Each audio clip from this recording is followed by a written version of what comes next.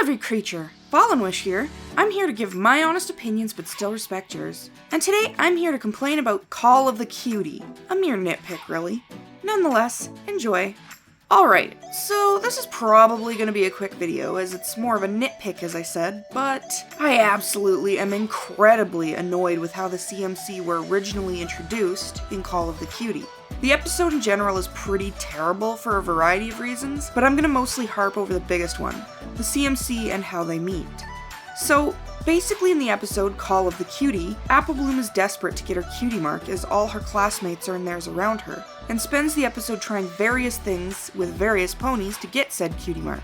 She dreads the idea of being the only blank flank at Diamond Tiara's Cutie, so she's desperately trying to find a way to get her cutie mark before then. She even resorts to asking Twilight to magically poof her up a cutie mark.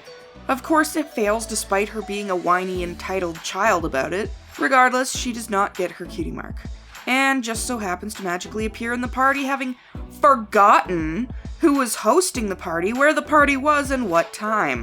How could I have forgotten the time? How could I have forgotten Pinkie Pie was hosting the party? How could I have forgotten it was at Sugar Cube Corner? Yeah, likely. Considering Pinkie Pie is the only party planner in Ponyville, totally valid excuse. Anyways, she immediately starts looking for a way out without Diamond Tiara seeing her, cause blank flanks are so terribly unaccepted.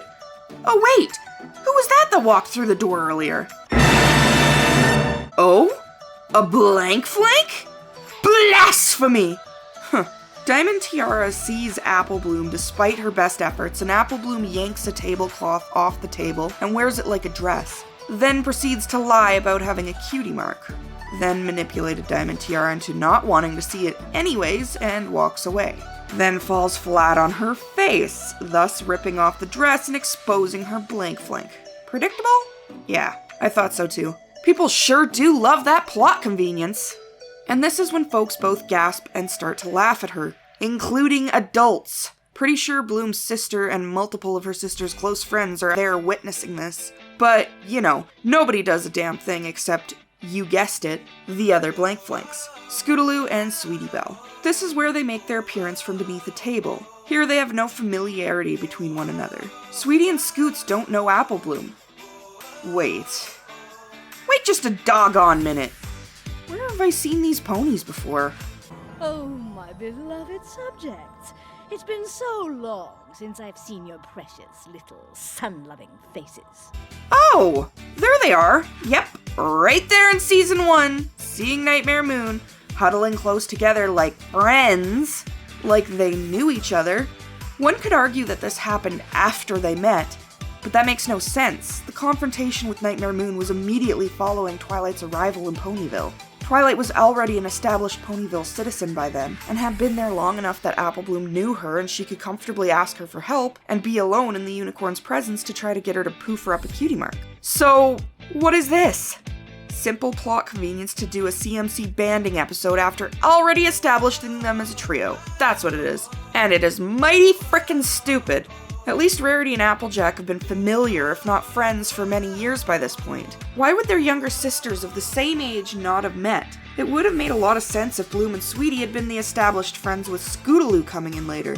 Also, why are they suddenly magically in Applebloom's school from this point on when they weren't there before? It's all poor writing for plot convenience and nothing else. Nothing about how the CMC met makes any sense. It would have been a lot better had the episode shown them as pre-established friends. They could have just not yet started the CMC. Perhaps her lack of a cutie mark could have bothered Bloom more than the others. Maybe her friends couldn't comfort her, and her initial quest to get a cutie mark, fueled by Diamond Tiara's teasing of course, is what spurs the decision for the three to start the Cutie Mark Crusaders and regularly seek out their special talents. That would have made more sense. It would have made sense why the three were together in the first episode. It would have made sense for the three to have already known each other based on the fact of nothing more than their sisters or friends.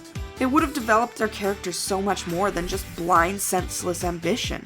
But this episode was clumsy and handled poorly. The writing was just not thought through, and I know it has the excuse of being an early episode in the series, but professional writers should know better. They should always write a show as if it's going to continue, but conclude each season in a way that could make for a satisfactory ending for the series. Things like characters and their personalities, motivations, and backstories should already be thought out. That's not overtaking any room for character growth or twists. It's simply rounding a character better and sticking to a proper continuity a lot better. I know this is a silly nitpick, but it's just one example of poor, thoughtless writing or last-minute changes, and a blatantly obvious example at that.